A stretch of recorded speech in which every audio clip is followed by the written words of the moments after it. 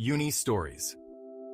Vintage Sports is here to talk about a team that is gone, but not forgotten. This week's team of the week is beloved to this day, the Seattle Supersonics.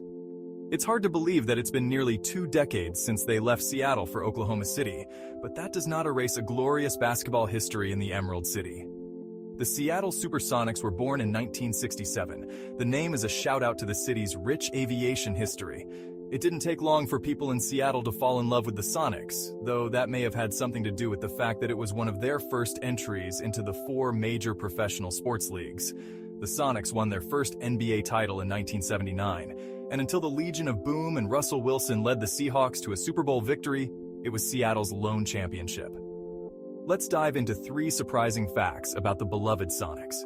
First up, what would you guess that the Sonics have in common with the Detroit Pistons, San Antonio Spurs, and Tampa Bay Lightning?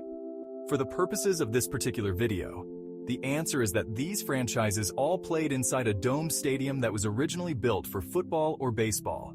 In the case of the Sonics, they played inside the King Dome.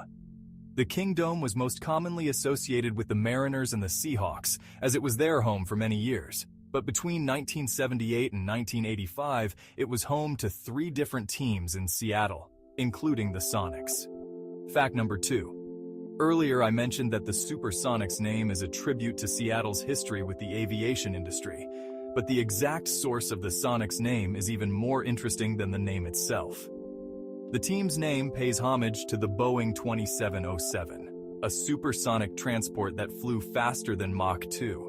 That part is very easy to believe, but the unbelievable part is the fact that a school-age boy submitted the name, which was chosen by the team's original owner.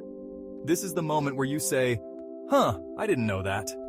And finally, the Supersonics have had a number of notable head coaches, including Hall of Famers such as Lenny Wilkens and Bill Russell. But quite possibly the best head coach in franchise history is George Karl.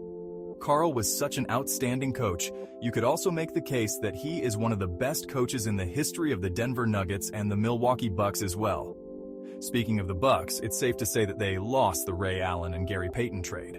Considering that the Sonics got a number of years out of Ray Allen's prime playing days, and Payton only lasted for half a season in Milwaukee, and seemed like he never wanted to be there in the first place, the Sonics definitely got the better part of that deal. From thrilling games to unforgettable players and incredible uniforms, they'll always have a special place in our hearts. Now, I want you to do me a favor. Whether you are seeing this on Instagram, TikTok, Facebook, or YouTube, hit that like button so that I have a shot with the algorithm. Now share this vid to tell your friends about us. Now subscribe or follow so that you can stay up to date with what is happening at www.uni-stories.com with your favorite sports-themed vintage clothing store. Uni Stories. Every jersey tells a story.